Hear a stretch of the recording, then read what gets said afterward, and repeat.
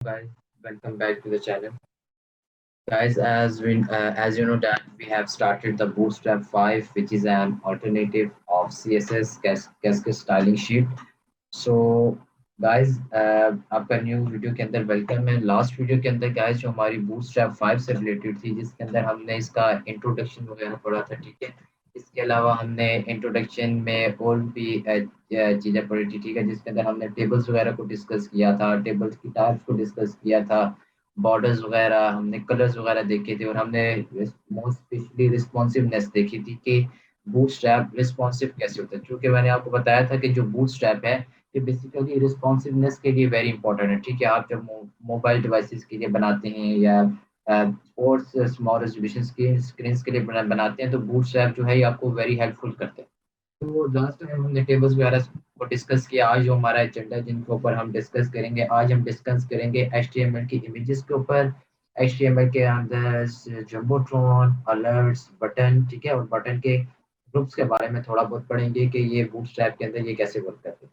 तो सबसे पहले हम गाइस डिस्कस करते हैं इमेजेस। बूटस्ट्रैप के अंदर इमेजेस का क्या काम होता है।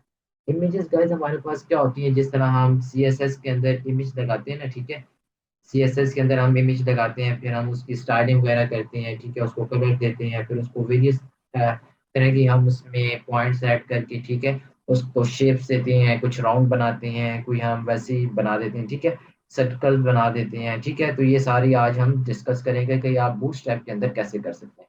तो guys let's move to the code editor, ठीक है। मैं कोड एडिटर की तरफ मूव करता हूँ और फिर इसको अंडरस्टैंड करने की कोशिश करते हैं कि ये चीज़ कैसे वर्क करती है। सो गाइज ये लास्ट टाइम ये हमारा ऊपर टेबल यहाँ तक फिनिश हो गया था, ठीक है, जिसके अंदर हमने टेबल्स की रिस्पॉन्सिवनेस लास्ट टाइम चेक की थी कि इन लास्ट में कि हम इस टेबल को रिस्पॉन्सिव कैसे बनाते हैं। जो आज हमारा टॉपिक है वो गाइस यहाँ से स्टार्ट होगा, ठीक है। हम इमेजेस आज देखेंगे कि हम इसके अंदर इमेजेस को कैसे लगा सकते हैं, ठीक है। तो इमेज के लिए गाइस क्या होगा, सबसे पहले आपने क्या किया, आपने कंटेनर की क्लास को डिफाइन कर लिया, ठीक है। कंटेनर आप इसलिए लेते हैं ना गाइस, देखिए आपको पिक्चर लगानी है, लेट्स से एक एक जगह आप पिक्चर लगाते हैं, ऐसा तो नहीं है पूरी स्क्रीन के ऊपर। तो बेसिकली कंटेनर आपको इस तरह का एक ब्लॉक दे देता है, ठीक है। उस ब्लॉक के अंदर आके पिक्चर आ जाए ताकि उस ब्लॉक को आप इजीली स्टाइल कर सके, ठीक है, उसके कलर को सेट कर सके। इस वजह से हम कंटेनर यूज करते हैं। इसके बाद गाइस ये देखिए मैंने क्या किया, इमेज का वही टैग जो HTML के अंदर यूज होता है, इमेज का नाम रखा डाउनलोड डॉट जेपीजे, ठीक है। इसके बाद गाइस मैंने क्या किया, इसके बाद मैंने इसको प्रॉपर्टी दे दी कि जो मेरी इमेज हो वो क्या हो, राउंडेड हो, ठीक है, राउंडेड साइड से राउंडेड हो, ठीक है। बेसिकली जो बाय डिफॉल्ट इमेज होती है वो इस तरह होती है, ठीक है, साइड से वो राउंडेड नहीं होती, इस तरह इमेज होती है। लेकिन मैं चाह रहा हूँ कि मुझे इमेज ऐसे मिले, देखें, मैं आप अभी आपको इसको चेंज करके भी दिखाऊंगा, ठीक है। ये देखिए आप ये साइड पे कोने ना, तो मैं चाहता हूँ यार ये कोने ना उस तरह थोड़ी सी ये राउंड हो, ठीक है, हर कोने से ये इस तरह राउंड हो, ठीक है, इस तरह इसमें राउंड राउंडेड हो, ठीक है। तो ये इसको कहते हैं राउंडेड सर्कल, ठीक है। तो मैं इसको रन करके भी आपको दिखाता हूँ, ठीक है। इसके बाद मैंने क्या किया, ये बाकी बाद में डिस्कस करेंगे कि इसका क्या मतलब है, ठीक है। तो अभी हम जस्ट इसके कोड एडिटर की तरफ मूव करते हैं। एक मिनट गाइज, मैं इसको कोड एडिटर को ओपन कर लूँ, ठीक है। इसको मैं ओपन कर लूँ और फिर देखते हैं कि ये इसके अंदर कैसे वर्क करेगा, ठीक है। ओपन विद मैं इसको कर देता हूँ, ठीक है, गूगल क्रोम। मैंने इसको ओपन कर दिया। अभी गाइज इसको हम दिखाते हैं कि ये आप कैसे वर्क करेगा, ठीक है। अगर आपको स्क्रीन नजर आ रही हो तो ये गाइस था हमारा, ठीक है। ये हमने लास्ट टाइम डिस्कस किया, ये टेबल्स वगैरह उसकी रिस्पॉन्सिवनेस। ये देखिए गाइस, ये गाइस आपको वेरियस थिंग नजर आ रही हैं, ठीक है। ये इमेजेस आपको नजर आ रही हैं और ये इमेजेस आपको इस वजह से नजर आ रही हैं क्योंकि गाइस मेरे पास अभी इमेज है नहीं, ठीक है। तो इमेज है नहीं तो इस वजह से वो इस तरह की इमेजेस दिखा रहा है, ठीक है। ये सारी मेरी इमेजेस लगी हैं, इधर भी इमेजेस है, इधर भी इमेजेस है, इधर भी इमेजेस है, ठीक है। ये बेसिकली गाइस करता क्या है, ठीक है। अभी चूंकि आई थिंक सो मैंने डिलीट कर दी है, क्यों नहीं, मेरे पास पिक्चर है नहीं तो इस वजह से वो इसको लोड नहीं कर रहा। लेकिन गाइस बात याद रखिए कि ये जो होती है ना राउंडेड, ये क्या करती है साइड से, बस मैं आपको बता, ये देखिए ये इमेज को आपको बॉक्स बना नजर आ रहा है ना, इस तरह साइड से ये राउंड कर देगी, ठीक है। इसका मतलब होता है राउंडेड, ठीक है, राउंडेड कॉर्नर जिसको हम इमेज कहते हैं, जो आप CSS के अंदर भी देखते हैं। इसके बाद है गाइस आप राउंड सर्कल भी कर सकते हैं, इमेज को राउंडेड सर्कल भी कर सकते हैं, ठीक है। राउंडेड राउंडेड सर्कल से क्या मुराद है कि आपकी इमेज पूरे सर्कल में ना इस तरह राउंड हो, जिस तरह आपकी ये शेप होती है ना गोल, इस तरह आपकी इमेज राउंडेड सर्कल हो जाएगी। इस इमेज को कहा जाता है राउंडेड सर्कल। जैसे ही आप ये राउंडेड सर्कल की क्लास को यूज करेंगे तो आपको इस तरह की इमेज मिलेगी। मैं आपको कोड एडिटर के अंदर भी गाइस दिखा देता हूँ, ठीक है, कैसे आप क्लास को यूज करेंगे। देखिए गाइस ये आपने किया था ना राउंडेड सर्कल, देखिए मैंने राउंडेड सर्कल किया हुआ है। तो अब ये जो मेरे पास इमेज का रिजल्ट आएगा वो इस तरह का आएगा, गोल इमेज, ठीक है। लेकिन अगर मैं चाहता हूँ मुझे राउंडेड सर्कल नहीं चाहिए, मुझे क्या चाहिए, नॉट ए राउंडेड सर्कल, हम चाहते हैं कि मुझे सिर्फ इमेज चाहिए राउंडेड, तो मैं जस्ट सर्कल को हटा के राउंडेड करूंगा, तो अब मुझे जो गाइस एज अ रिजल्ट मिलेगा वो मुझे राउंडेड इमेज मिल जाएगी, मतलब जिसके सिर्फ कॉर्नर जो है ना, कॉर्नर, चार कॉर्नर्स हैं ये हल्के से राउंड होंगे, बस ये इधर से, ठीक है, ये इधर से और ये इधर से, ये बस इसके जो कॉर्नर्स है ये राउंड होंगे, बाकी इमेज के अंदर एज सच कोई चेंज नहीं आएगा। और जब आप राउंडेड सर्कल को करेंगे तो वो इमेज आपकी पूरी राउंडेड सर्कल में आ जाएगी। तो ये बेसिकली गाइस राउंडेड और राउंडेड सर्कल के दरमियान डिफरेंस होता है। इसी तरह गाइस आप इमेज के अंदर थंबनेल भी लगा सकते हैं, ठीक है, जिस तरह ये देखें, अगर आप इस सेकंड वाले इमेज टैग को देखें तो इसके अंदर मैंने पिक्चर का ऑलरेडी नाम रखा हुआ और इसको क्लास दी हुई है इमेज डॉट थंबनेल, ठीक है। ये इमेज डॉट थंबनेल का गाइस करेगा, आपके पास बेसिकली जो आपकी इमेज है ना, जिस तरह आपका थंबनेल होता है, आप यूट्यूब के अंदर थंबनेल लगाते हैं, तो ये बेसिकली आपको उस टाइप की पिक्चर दे देगा, ठीक है। उसकी जो भी आप हाइट सेट करना चाहे, विड्थ सेट करना चाहे तो वो आप कर सकते हैं, ठीक है। तो ये आपको बेसिकली थंबनेल की एक देता है। तो ये गाइस थंबनेल से रिलेटेड था। इसके बाद देखिए मैंने राउंडेड नीचे यूज किया, चूंकि मैंने ऊपर राउंडेड सर्कल किया था, नीचे मैंने राउंडेड यूज किया। इसके बाद होता है गाइस इमेज की फ्लोटेशन, ठीक है, कि आप इमेज को फ्लोट भी कर सकते हैं कि नहीं। तो इमेज की फ्लोटेशन से गाइस क्या मुराद है कि आप क्या करें कि बेसिकली जिसको हम कहते हैं अलाइनिंग इमेज, ठीक है, अलाइन करते हैं आप इमेज को, ठीक है। तो अलाइन इमेज क्या होता है गाइस, अगर आप क्लास यूज करें ना, ये वाली क्लास फॉन्ट एंड, तो ये गाइस फॉन्ट एंड क्या करेगा, इस क्लास का पर्पस क्या होगा कि ये जो आपकी पिक्चर है ना, ये इस साइड से थोड़ा सा इसको मार्जिन दे के इस जगह ले आएगा, ये होता है फ्लोट एंड, ठीक है। स्क्रीन से इस साइड से थोड़ा सा मार्जिन दे के ये इस एंड पे ले आएगा। लेकिन जब आप करेंगे, ठीक है, इसको ये तो हो गया ना आपका एंड का, ठीक है, कि ये एंड पे कैसे वर्क करेगा। इसी तरह गाइस आप इसको कर सकते हैं, लेट से फ्लोट स्टार्ट।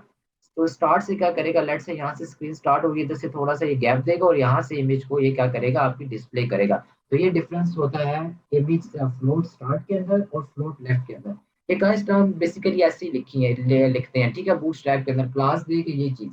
अगर ये गाइस आपको चीजें क्लियर नहीं है तो आप इनको एक बार जरूर ट्राई कीजिएगा, आपको मिल जाएगा, ठीक है। इसी तरह गाइस फ्लोट स्टार्ट और फ्लोट एंड हम करते हैं। इसके अलावा गाइस आप ना एक और इसमें काम कर सकते हैं कि आप इमेज को सेंटर्ड कर सकते हैं, ठीक है। आप चाहते हैं ना इमेज लेफ्ट साइड पे है ना राइट साइड पे है, इमेज मेरी मिड में है, जिस तरह से आप सीएसएस के साथ के अंदर टेक्स्ट को करते हैं लाइन सेंटर, ठीक है। तो इसी तरह बूटस्ट्रैप के अंदर आपने क्या करना है, आपने जस्ट जो क्लास यूज करेंगे, देखिए मैंने इधर फ्लोट एंड किया है, अब आपको फ्लोट एंड नहीं चाहिए तो फ्लोट एंड की जगह आप क्या लिखेंगे, मैक्सिमम ऑटो, ठीक है, मैक्सिमम डैश ऑटो, ठीक है, मैक्सिमम डैश ऑटो, और इसको कर देंगे डी ब्लॉक, तो ये क्या करेगा, आपकी इमेज मिड में आ जाएगी, ठीक है। मैं आपको करके भी दिखा दूँ, ठीक है, ये मैं इसको हटाता हूँ, ठीक है, फ्लोट एंड को मैं हटाता हूँ गाइस। इसके बाद मैं इसको लिखता हूँ मैक्स, ठीक है, देखिए ऑटो मुझे और मिल गया, मैक्स ऑटो। अब मुझे क्या करना है, इसके साथ मुझे देना है डी ब्लॉक, ठीक है। तो ये होगा गाइस आपके पास डी ब्लॉक। इसके अंदर आप जो आपके पास इमेज आएगी वो ऑलरेडी सेंटर्ड के अंदर होगी, ठीक है, ना वो लेफ्ट साइड पे, इधर मैं दिखा दूँ, ना वो गाइस इस साइड से मार्जिन होगा, नाइट साइड से होगा, वो बिल्कुल इधर मिड में होगी, ठीक है। तो ये बूटस्ट्रैप की एक क्लास है जिसके अंदर आप इमेज को सेंटर्ड भी कर सकते हैं, ठीक है। इसके अलावा गाइस जो हमारे पास नेक्स्ट थिंग है that is called the responsive image, ठीक है। रिस्पॉन्सिव इमेज का भी कॉन्सेप्ट वेरी इंपॉर्टेंट है कि आप इमेज को रिस्पॉन्सिव कैसे करते हैं। रिस्पॉन्सिवनेस से क्या मुराद होती है गाइस, आपको पता है कि रिस्पॉन्सिवनेस से मुराद है कि लेट्स से आप स्क्रीन का साइज छोटा करें बड़ा करें, ठीक है, डिफरेंट डिवाइसेस को ऊपर चाहे तो वो पिक्चर जो है ना वो ऑटोमेटिकली सेट हो जाए, ये ना हो कि पिक्चर कहीं पे कटी हुई आ रही है, ठीक है, कहीं पे आ रही नहीं है, कहीं पे हाफ आ रही है। तो इसको कहते हैं इमेज की रिस्पॉन्सिवनेस। तो इमेज की रिस्पॉन्सिवनेस को गाइस आप कैसे देखते हैं कि आप लेट से मैं इधर आपको करके भी दिखाता हूँ। आप उसके लिए क्या करते हैं, आप जस्ट क्या करते हैं गाइस कि आपने इधर डिफाइन कर देना है, ठीक है, इमेज टैग को। मैं इधर कर देता हूँ, ठीक है। इधर मैं गाइस करता हूँ इमेज टैग को डिफाइन, IMG गाइस होगा टैग डिफाइन। इधर लेट्स से कि इमेज का नाम हमारे पास डाउनलोड डॉट जेपीजे, जो कि मेरे पास अभी मौजूद नहीं है, ठीक है, जेपीजे, ये मैंने फाइल का नाम दे दिया। इसके बाद मैंने गाइस क्लास यूज की, class class equals to what, class हम यूज करेंगे इसके अंदर इमेज डॉट डैश फ्लूड। इस फ्लूड का क्या मतलब होगा, ये गाइस सारा काम करेगा। ये फ्लूड क्या करेगा, ये ऑटोमेटिकली जब आपकी डिवाइसेस चेंज होंगी तो ये ऑटोमेटिकली उसके अंदर क्या करेगा, उसकी ये विड्थ को ऑटोमेटिकली उसको एडजस्ट कर देगा। ये इधर हाइट आ जाएगी, इसके बाद गाइस इसकी आ जाएगी विड्थ, ठीक है, इधर विड्थ आ जाएगी 120 पिक्सल या व्हाटसोएवर जो भी है, ठीक है, तो वो सारी इधर आ जाएगी, ठीक है, क्या हो जाएगी, ठीक है गाइस। इसके अंदर क्या हुआ, आपकी फाइल का नाम आ गया। इसके अलावा गाइस इमेज फ्लूड आ गया। इमेज फ्लूड से मुराद के वो पिक्चर जिस तरह ना, ये देखिए मैं भी आपको करके भी दिखाता हूँ। अगर मैं ब्राउजर के अंदर मूव करूँ तो मैं आपको दिखाऊंगा भी। ब्राउजर, जी ये देखिए ना गाइस, अगर मैं देखिए ये होती है रिस्पॉन्सिवनेस। लेट से मैं स्क्रीन को अप कर देता हूँ इतना सा, तो देखिए अब इमेजेस कैसे आ रही है इस तरह वर्टिकल, देखिए जितनी भी इमेज लगी है वो वर्टिकल आ रही है। ठीक है, ये एक चीज सेंटर्ड में आ रही है, क्योंकि इसके लिए मैंने उधर वो क्लास दी हुई है। ठीक है, इसको मैंने कहा हुआ है कि ये फ्लोट लेफ्ट से हो, तो ये तब इमेज एक लेफ्ट पे आ रही है। अलबत्ता अगर मैं इसकी क्लास को चेंज भी कर दूं, एक मिनट मैं इसकी क्लास को गाइस हटा देता हूँ ताकि आपको पता लग जाए कि सारी इमेज किस तरह आपकी वो रिस्पॉन्सिव हो जाती है। ठीक है, तो इसके लिए मैंने क्लास किधर दी थी, ये देखिए लेट से, ये देखिए मैक्सिमम ऑटो। ठीक है, तो इसको मैं हटा देता हूँ। ठीक है, इस क्लास को इसमें से हटा देते हैं। ठीक है, ये देखिए ये मैंने ऊपर भी इमेज फ्लूट दिया हुआ है, तो इसको भी सेव कर देते हैं। ठीक है, तो अभी देखते हैं, क्योंकि मैंने ऑलरेडी एक इमेज को दिया हुआ है तो वो इस वजह से इसको उठा भी रहा है, तो मैं इसको रिफ्रेश करता हूँ। तो अब देखिए गाइस, आपको जो सारी जो पिक्चर्स हैं, ये देखिए यहाँ पे जो पिक्चर लगी थी, जो इस सेकंड वाले में लगी थी, देखिए सारी आपको एक लाइन में नजर आ रही है, जबकि मेरी जो स्क्रीन का साइज अब स्मॉल है। देखिए जैसे जैसे मैं इसको बड़ा करूंगा, अब देखिए, ये देखिए जैसे जैसे गाइस मैं पिक्चर को बड़ा, इसको रेजोल्यूशन को बड़ा करता जा रहा हूँ, तो वो क्या होता जा रहा है, आप देखिए पिक्चर की कैसे आ रही है, दो दो आ रही है। ठीक है, तो ये बेसिकली इससे मुराद होता है आपकी इमेज की रिस्पॉन्सिवनेस, कि आप इमेज को रिस्पॉन्सिव कैसे बना सकते हैं। सिंपल आपने गाइस टैग यूज करना होता है, that is called the image float. ठीक है, इमेज फ्लोट करेंगे तो ऑटोमेटिकली आपको बता देगा।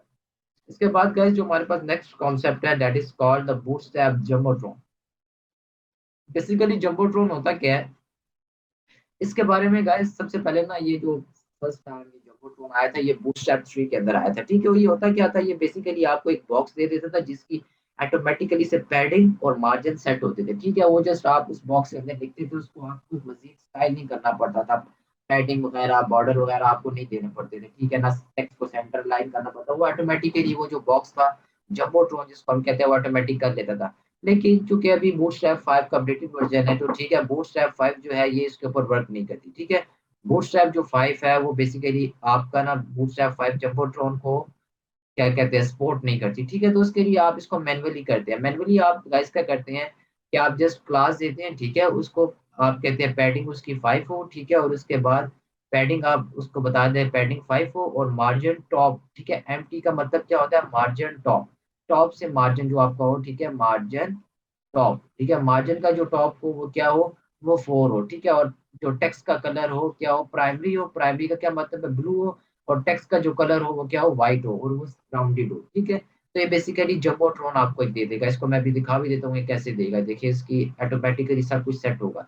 तो अगर मैं गाइस इसको रिफ्रेश करूँ और अगर मैं इसको मूव डाउन करूँ, ये देखिए ये एग्जांपल है जंबोट्रॉन की, जिसके अंदर उसने आपको ऑटोमेटिकली देखिए पैडिंग भी दे दी, मार्जिन भी दे दिया। ठीक है, और एक बॉक्स के अंदर आपको टेक्स्ट भी दिखा दिया। तो ये गाइस जंबोट्रॉन से रिलेटेड थी आज की वीडियो, चूंकि शॉर्ट थी, इसके अंदर हमने बेसिक चीज को जस्ट पढ़ा, इमेजेस और जंबोट्रॉन को।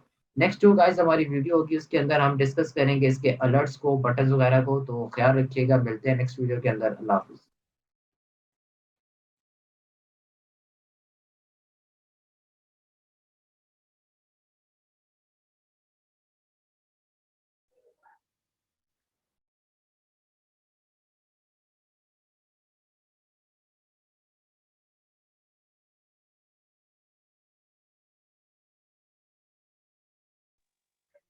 अस्सलाम वालेकुम guys, welcome to my channel.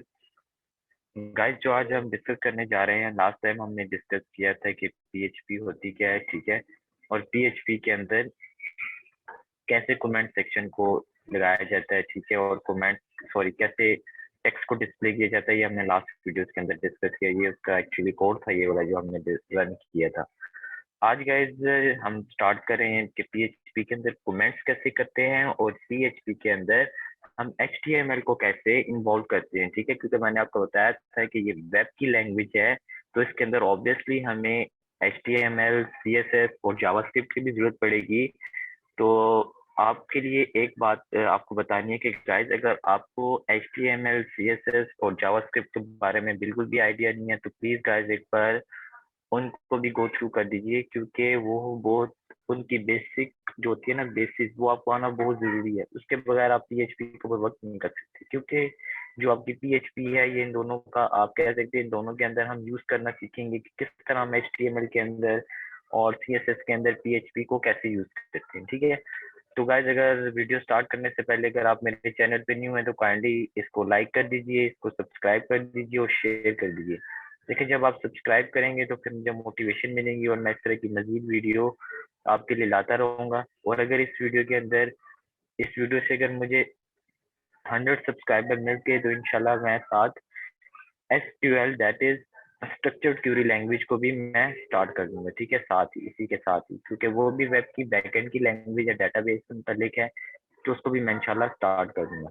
तो गाइस टाइम वेस्ट के बगैर हम मूव करते हैं कि ये गाइस हमारे पास कोड था जो हमने लास्ट टाइम डिस्कस किया था कि PHP के अंदर हमने सिंपल अगर एक चीज को डिस्प्ले कराना हो तो उससे कैसे डिस्प्ले कराते हैं, और हमने डिस्प्ले करा के चेक भी किया था। अगर गाइज आपको याद हो, अगर मैं इसका आपको दिखा सकूं स्क्रीन कि जो हमने लास्ट टाइम डिस्कस किया था, जो इसका आउटपुट था वो गाइज ये था, ये गाइज इसका आउटपुट था। अगर आपको नजर आ सके तो ये गाइज इसका आउटपुट था, वेलकम टू PHP, जो हमने लास्ट टाइम डिस्कस किया था। और हमने देखा था कि इसको किस तरह वो स्टार्ट करते हैं, किस तरह देखते हैं कि सबसे पहले आपने जैम सर्वर को ऑन कर लेना है, उधर से अपाचे पहला ऑप्शन जो होता है अपाचे उसको स्टार्ट करना है, ठीक है। अपाचे मैं तो टेक्स्ट में भी गाइस लिख देता हूँ ताकि आपको याद रहे। आपने सबसे पहले अपाचे को स्टार्ट करना होता है और फिर आपने स्टार्ट करना होता है माई एसक्यूएल या SQL जो भी होता है, उन दोनों को आपने क्या करना होता है, स्टार्ट स्टेट में रखना होता है, ठीक है।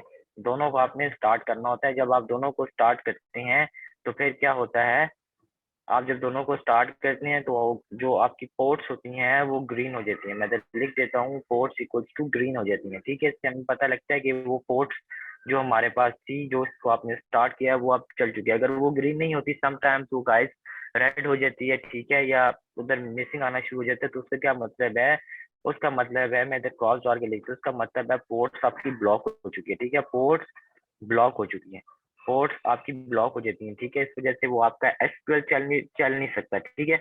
अपाचे तो चल जाता है, ठीक है, जो आपका SQL के साथ जो आपका कनेक्शन बनाता है, ठीक है, जो आपको डिस्प्ले कराता है वो नहीं चलता, ठीक है।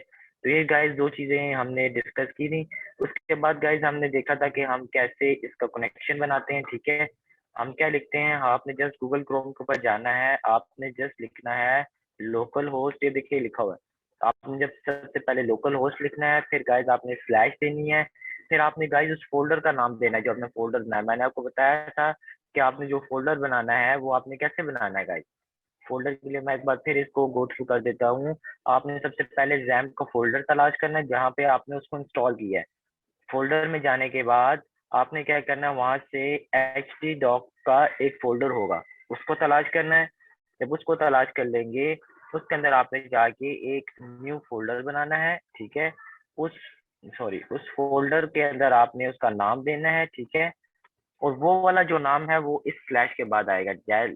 जस्ट लाइक गाइस ये मेरे पास जो था वो PHP था, तो ठीक है, तो मैंने क्या किया, PHP फोल्डर का नाम दिया था।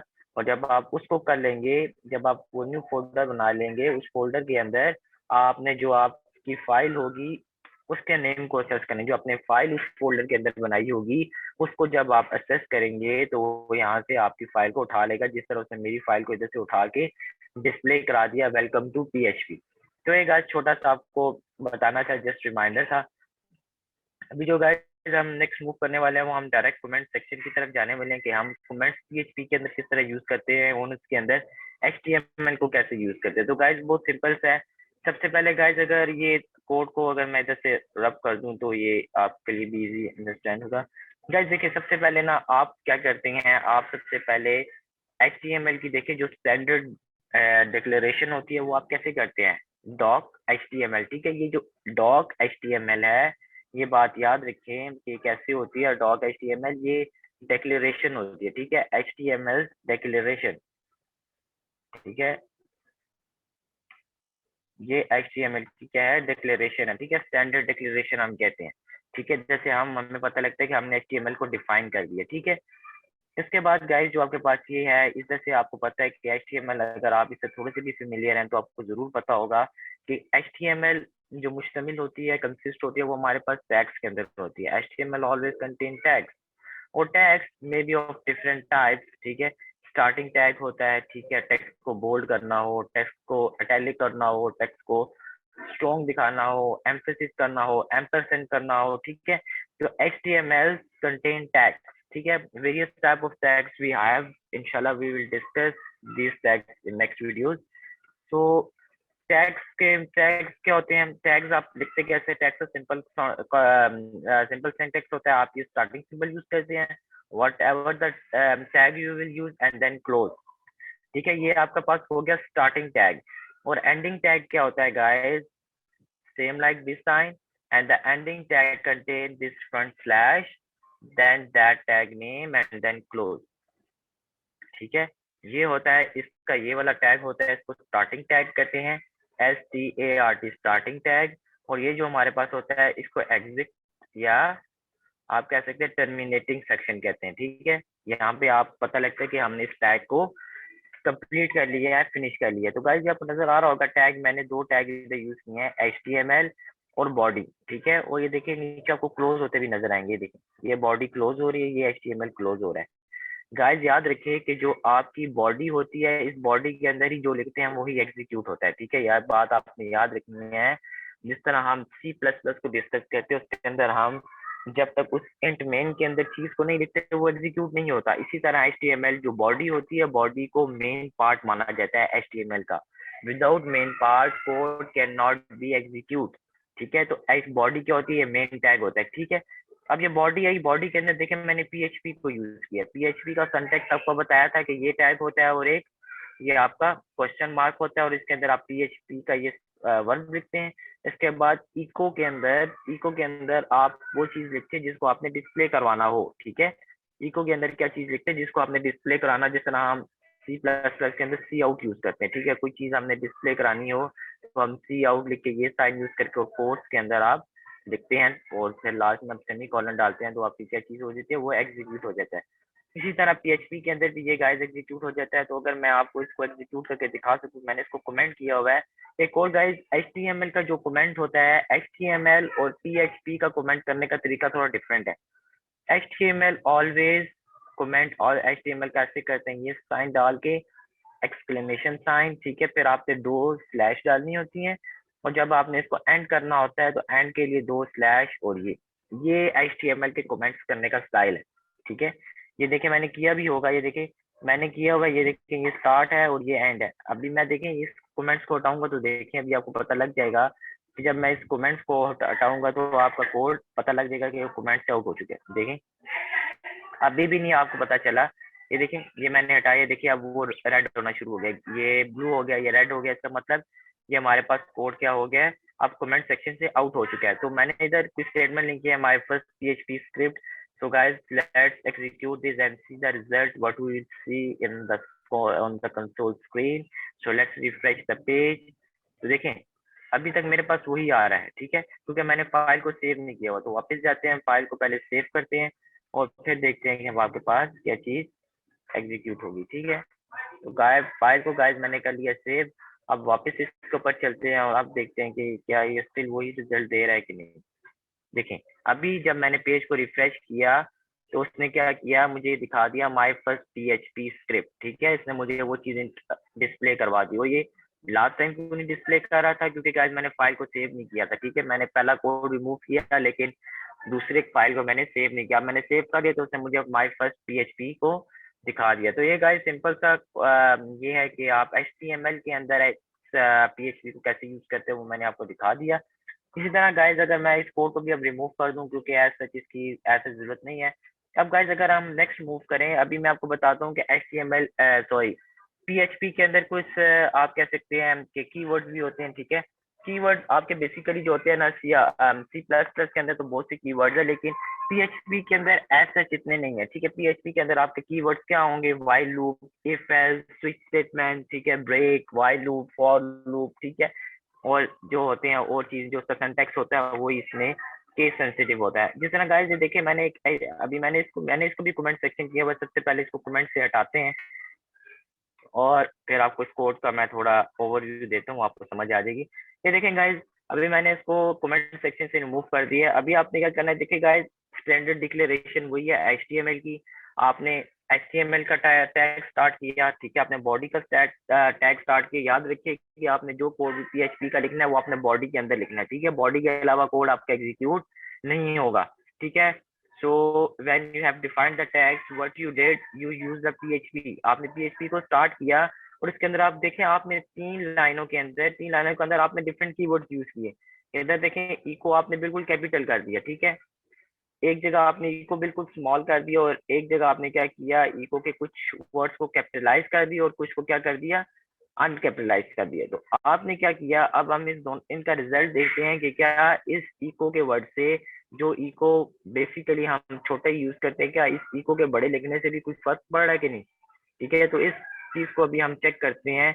जब हमने दोनों लिख लिया, हमने इधर PHP की एंडिंग टेक्स्ट एंड कर दिया, बॉडी और HTML को एग्जिट कर दिया, तो हमारे पास कोड हो गया। अभी हम मूव करते हैं नेक्स्ट की तरफ गाइस, और इसको चेक करते हैं कि क्या ये चीज जो आपके पास है ये हो रही है कि नहीं।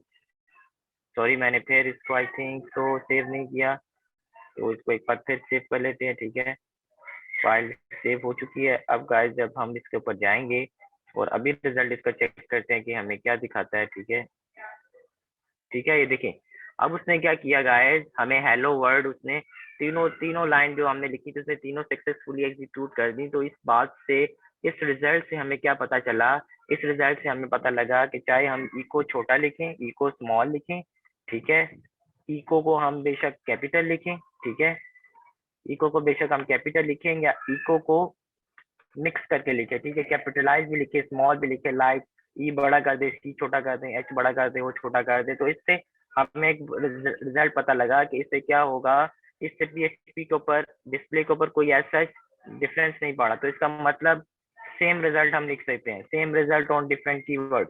ठीक है, आपने जस्ट क्या किया, आपने पहले कैपिटलाइज रख के चेक किया। याद रखिए गाइस, जैसे PHP के लिए है ये, और लैंग्वेजेस का सी जो आपकी प्लस प्लस है उसके अंदर ये आपको एरर देता है। सी आउट जो आपका होता है वो आपका स्मॉल होता है। अगर आप सी को कैपिटल कर दें, सी को इस तरह कैपिटल कर दें और फिर आपको सी आउट करवाए ना किसी डिस्प्ले को, तो ये आपको एरर देगा।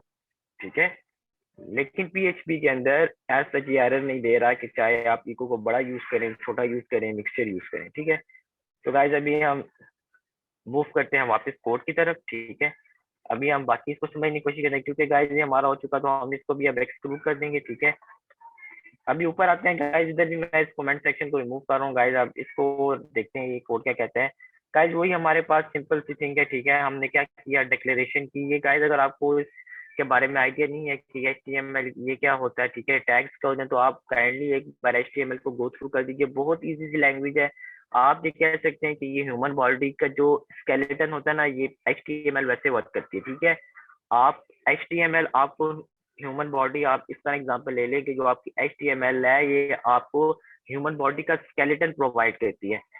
CSS उसके अंदर क्या करती है, आपकी स्टाइलिंग करती है। स्टाइलिंग से मुराद जिस तरह आपके जिस्म के ऊपर फॉर एग्जांपल ये क्या कहते हैं, किस तरह आपकी शेप बनी हुई है, ठीक है, कहाँ से आपकी चेस्ट थिन है, थिक है, ठीक है, इस तरह की ये जो स्टाइलिंग होती है, ठीक है, आप कैसे लुक कर रहे हैं, ये सारा काम कैस्केड स्टाइलिंग शीट करती है।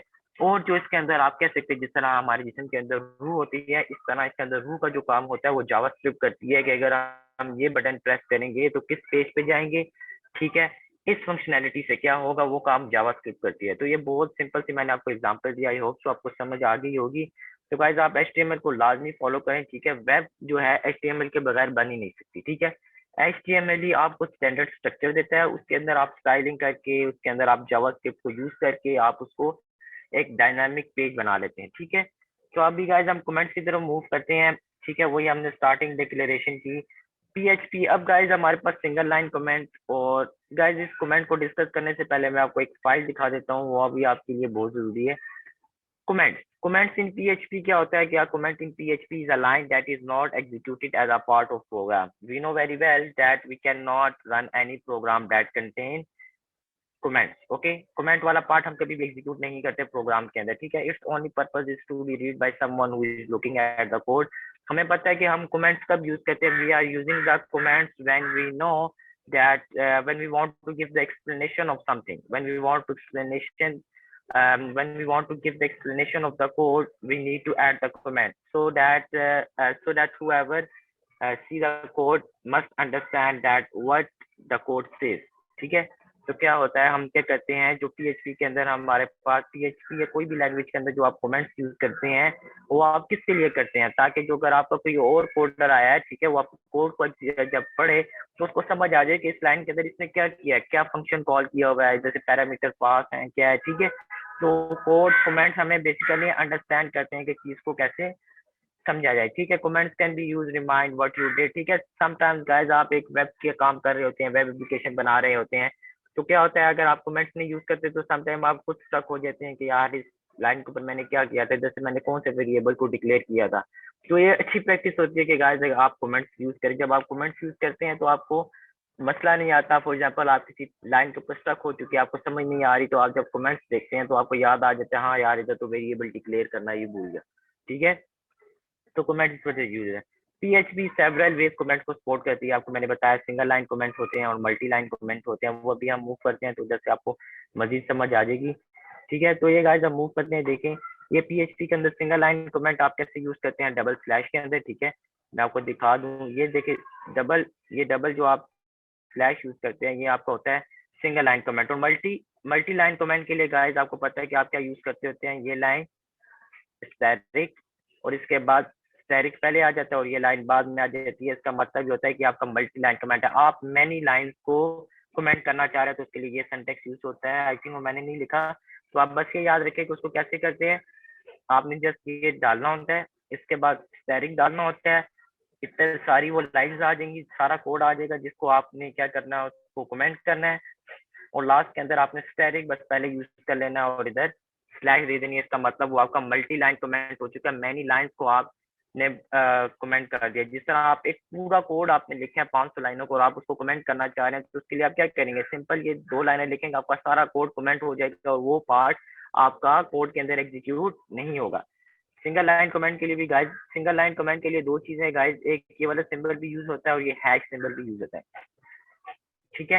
हैश सिंबल भी सिंगल लाइन कमेंट के अंदर PHP के अंदर यूज होता है और ये वाला सिंबल भी यूज होता है, ठीक है। इस गाइज को भी गाइज आई थिंक इस पार्ट को भी रिमूव कर देना चाहिए और लास्ट पार्ट जो हमारा है उसकी तरफ हम चलते हैं और उसको समझने की कोशिश करते हैं कि वो हमें क्या कहते हैं। तो ये गाइज मैंने HTML के इस कमेंट को भी रिमूव कर दिया और ये देखें जो लास्ट वाला गाइज हमारे पास पार्ट है, ये भी बहुत वेरी सिंपल सा है गाइज। हमने क्या किया, स्टैंडर्ड डिक्लेरेशन की गाइज, PHP को स्टार्ट कर, देखिए आप लोगों ने मल्टी लाइन कमेंट्स इसकी मैं बात कर रहा था, देखिए तो मल्टीपल लाइन्स के देखिए आपकी 2 लाइनें आपने दोनों को कमेंट कर दिया, ठीक है। अगर आप इसको कमेंट किया और अगर मैं आप इसको चला के दिखा सकूं तो अभी आप गाइज इसको देखेंगे कि आपको कुछ भी डिस्प्ले नहीं होगा। अगर आप वापस लोकल होस्ट पे जाएं, पेज को रिफ्रेश करें, आई थिंक मैंने फाइल को गाइज सेव नहीं किया, मैं फाइल को दोबारा सेव कर लूँ, तो हम देखेंगे कि ये क्या करता है, ठीक है। इस फाइल को हम कर देते हैं सेव, ठीक है। तो फाइल को सेव करके अगर आप वापस इसके ऊपर चलें और जब हम इसको दोबारा रिफ्रेश करें तो देखिए अब आप देख सकते हैं गाइस कुछ भी नहीं है आपके पास, नथिंग इज टू डिस्प्ले, ठीक है, नो डिस्प्ले, ठीक है। आप कह सकते हैं या नो टेक्स्ट, क्यों क्यों डिस्प्ले टेक्स्ट नहीं हो रहा, बिकॉज वी ऑलरेडी कमेंटेड, ठीक है। हमने ऑलरेडी कोड को क्या कर दिया है, कमेंट कर दिया, ठीक है। मल्टी लाइन कमेंट किया है, कौन सा किया है, not single line, multi line comment हमने कर दिया है। और जब मल्टी लाइन कमेंट कर दिया है तो अब आपको वो कोड एग्जीक्यूट नहीं होगा। अगर गाइस मल्टी लाइन को हम हटाते हैं और फिर देखते हैं फिर क्या रिजल्ट आता है, सॉरी मैंने स्क्रीन को शेयर जी, अभी देखिए अगर मैं इस मल्टी लाइन कमेंट्स को हटाता हूँ, देखिए इधर से मैं इसको रिमूव करता हूँ इधर से और इधर से, ये देखिए अभी मैंने इसको रिमूव कर दिया। फाइल को करते हैं सेव और let move to the code now and will execute and see the result what will happen. और ये अभी कोई एरर दे रहा है, unexpected error, let's see check करते हैं किस बात का एरर है, ठीक है। आपको कोई एरर ये कोड के अंदर दे रहा है, यस गाइस ये PHP के अंदर ये आपको एरर इस वजह से दे रहा है क्योंकि आपने जो इको के अंदर मैसेज को डिस्प्ले कराना होता है वो आपने इको का कीवर्ड नहीं यूज किया हुआ, ठीक है। तो लेट से हम इको को स्टार्ट करते हैं, सॉरी इको को हम गाइस ये स्टार्ट करते हैं, ठीक है। और इको के अंदर इस सारे कमेंट्स को लिखते हैं इको के अंदर, ठीक है, दैट्स इट, सेमीकोलन देते हैं और अब इसको गाइस सेव करते हैं और रन करते हैं और लेट से देखते हैं कि अभी क्या रिजल्ट आता है, ठीक है। तो अभी गाइस देखें ये आपके पास कोड को सक्सेसफुली उसने एग्जीक्यूट कर दिया और वो आपको बता रहा है this is a multi line block comment, ठीक है, that spans over multiple line. तो ये गाइस आज की वीडियो थी जिसके अंदर हमने कमेंट्स को डिस्कस किया और हमने ये देखा कि हम PHP के अंदर HTML को कैसे HTML के अंदर PHP को कैसे यूज करते हैं। इंशाल्लाह नेक्स्ट वीडियो के अंदर CSS को भी डिस्कस करेंगे। गाइस अगर इस मुझे मेरी वीडियो के अंदर मुझे अगर 100 सब्सक्राइबर्स मिल गए तो इंशाल्लाह मैंने आपको बताया हुआ है मैं SQL that is structured query language को भी स्टार्ट करूंगा, क्योंकि वो डाटाबेसिस के लिए बहुत इंपॉर्टेंट है। आपका डाटाबेस के बगैर वेब एप्लीकेशन का कोई कॉन्सेप्ट ही नहीं है, समझ लें। क्योंकि आपका जो स्ट्रक्चर्ड क्वेरी लैंग्वेज है वो आपको क्या देती है, वो आपको डाटाबेस देती है कि आपने डाटा स्टोर किधर करना है। आपने वेबसाइट तो बना ली, ई कॉमर्स वेबसाइट सॉफ्टवेयर तो आपने बना लिया, जब गाइस आपके पास डाटा आएगा तो आपने स्टोर किधर करना है। किसी बंदे ने ऑर्डर अपना दिया तो आपने स्टोर किधर करना है। आपको कैसे पता लगेगा कि इस बंदे का ऑर्डर हमारे पास आ चुका है। तो उसके लिए ऑब्वियसली हमें एक डाटाबेस चाहिए। तो वो एसक्यूएल जो होता है वो आपको क्या कहता है, वो आपको एक आप कह सकते हैं कि आपको एक डाटाबेस प्रोवाइड करता है, उसके अंदर हम डाटा स्टोर करते हैं। तो ये गाइस आपकी वीडियो थी, प्लीज इसको लाइक करें, सब्सक्राइब करें, शेयर करें। Thank you.